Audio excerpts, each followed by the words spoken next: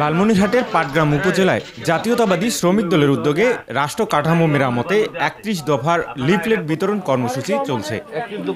উপজেলা শ্রমিক দলের আহ্বায়ক ফারুক হোসেনের নেতৃত্বে প্রতিদিন ওই উপজেলার বিভিন্ন হাট বাজার ঘুরে ঘুরে এই লিফলেট বিতরণ কর্মসূচি চলছে।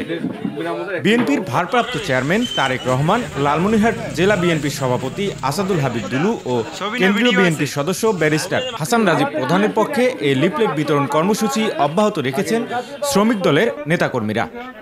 ইতিমধ্যে ওই উপজেলার জোংরা, আলাউদ্দিন নগর, কবরস্থান, সরকারের হাট, ধবলগুড়ি, জনতার বাজার, নতুন হাট, বাউড়া সহ বিভিন্ন এলাকায় উপজেলা শ্রমিক দলের আহ্বায়ক ফারুক হোসেনের নেতৃত্বে লিফলেট বিতরণ করা হয়েছে। আগামী দিনের জন্য যে কিভাবে দেশ পরিচালনা হবে, ধানের শীষ মার্কা ভোট দিলে দেশ যে কিভাবে উন্নত হবে, হ্যাঁ সবলাই একটির মধ্যে আছে।